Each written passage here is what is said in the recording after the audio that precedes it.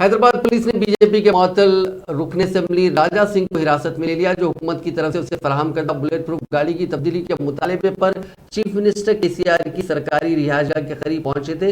राजा सिंह को उस वक्त हिरासत में लिया गया जब वो अपनी बुलेट प्रूफ कार के साथ प्रगति भवन के करीब पहुंच गए। राजा सिंह ने हुकूमत से मुतालबा किया कि उन्हें एक दूसरी कार फराहम की जाए या फिर मौजूदा कार भी वापस ले ली जाए।